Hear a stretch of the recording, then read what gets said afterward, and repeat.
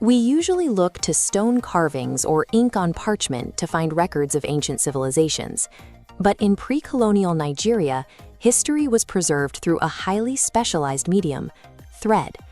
For decades, Western historians categorized African textiles as simple folk craft. By looking at these fabrics only as clothing, they overlooked a specific type of societal engineering that used weaving to store and transmit information. This is Aso-Oke, or top cloth. It was the primary invention of Yoruba textile innovators, a material far more structured and complex than basic clothing. These garments were designed with a specific intent to carry a visual signature. Each weave contained intentional markers, allowing a person to communicate their background without speaking a word. Viewing this fabric as a physical code changes how we look at African historical preservation. The Yoruba bypassed vulnerable libraries entirely, building their archives directly onto the people themselves. Creating that code required a specific piece of machinery, the traditional Yoruba narrow strip loom. The weaver maintains high tension on the vertical warp threads, using a shuttle to rapidly interlock the horizontal weft. Unlike wide looms, this system produces long, narrow bands. These strips are then edge-stitched together, side by side, to create a large piece of fabric.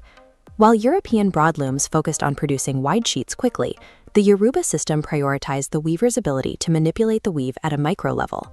This required far more manual dexterity and mental focus to keep the patterns consistent across dozens of separate strips. This narrow strip engineering allowed weavers to create dense, customized patterns and incredibly durable fabric that wider, simpler frames couldn't replicate. The loom was the tool, but the patterns it produced were the information. If you look at these stacks of fabric, you can see how many distinct patterns and colors were available to the weaver. Specific geometric arrangements weren't just decorative, they were markers. Certain thread colors and shapes were reserved for specific family lineages, regional origins, or societal statuses. To a trained observer in Yoruba society, a garment could be instantly read. By looking at the combination of patterns in a single strip, they could determine the wearer's exact background and rank. This made the master weavers more than just artisans. They acted as societal cryptographers, holding the exclusive knowledge required to write these visual identities into the fabric. In this system, the clothes people wore served as a visible, moving archive of Yoruba history and social hierarchy. This mastery of the loom wasn't just a cultural practice, it was the engine of a major pre-colonial industry. Massive trade networks formed around Aso-Oke. The demand for these encoded fabrics generated wealth, turning textile production into a cornerstone of the regional economy. By making their cultural expression a primary economic driver, the Yoruba ensured their weaving traditions and the information they carried were protected by the market itself. Political structures and borders in the region changed many times over the centuries, but because Aso-Oke production was deeply integrated into the economy and social fabric, the Yoruba identity it carried remained intact.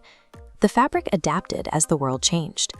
In the mid-20th century, we still see these traditional patterns being worn, maintaining their significance through a new era of Nigerian history. Today, Aso-Oke remains the centerpiece of Yoruba life.